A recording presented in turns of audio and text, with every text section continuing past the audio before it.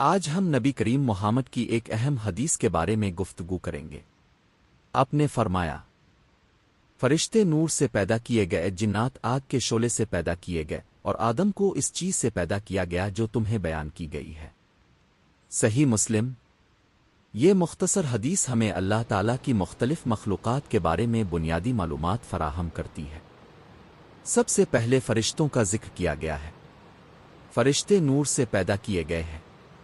وہ اللہ تعالیٰ کے نہایت فرمانبردار بندے ہیں۔ وہ کبھی اللہ کی نافرمانی نہیں کرتے بلکہ ہر وقت اس کے حکم کی تعمیل کرتے ہیں۔ کچھ فرشتے وحی لاتے ہیں، کچھ انسانوں کے اعمال لکھتے ہیں، اور کچھ اللہ کی تسبیح و عبادت میں مشغول رہتے ہیں۔ اس کے بعد حدیث میں جنات کا ذکر ہے۔ جنات آگ کے شعلے سے پیدا کیے گئے ہیں۔ وہ ہماری نظروں سے اوجھل ہیں، لیکن ان کا وجود قرآن و حدیث سے ثابت ہے۔ جنات بھی انسانوں کی طرح عقل رکھتے ہیں، سمجھ بوجھ رکھتے ہیں، اور انہیں بھی نیکی اور بدی میں سے انتخاب کرنے کی آزادی دی گئی ہے۔ ان میں بھی مسلمان ہوتے ہیں اور کافر بھی۔ پھر حدیث میں حضرت آدم علیہ السلام کا ذکر ہے، جو تمام انسانوں کے باپ ہیں۔ قرآن مجید میں اللہ تعالیٰ نے بتایا کہ آدم کو مٹی سے پیدا کیا گیا۔ اس میں ہمارے لیے ایک اہم سبق ہے کہ انسان اپنی اصل کو یاد رکھے اور تکبر نہ کرے۔ جب ہماری ابتدا مٹی سے ہوئی ہے اور آخرکار ہمیں مٹی ہی میں جانا ہے، تو پھر غرور اور بڑائی کی کوئی گنجائش نہیں۔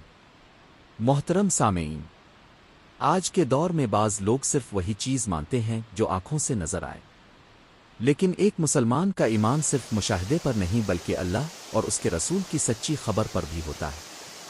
ہم فرشتوں اور جنات کو نہیں دیکھتے، لیکن ان کے وجود پر ایمان رکھتے ہیں، کیونکہ اللہ اور اس کے رسول نے ہمیں ان کے بارے میں بتایا ہے۔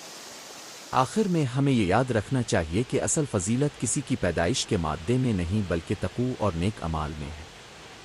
فرشتے نور سے بنے، جنات آگ سے بنے، اور انسان مٹی سے بنا، لیکن اللہ کے نزدیک عزت کا معیار صرف تقوی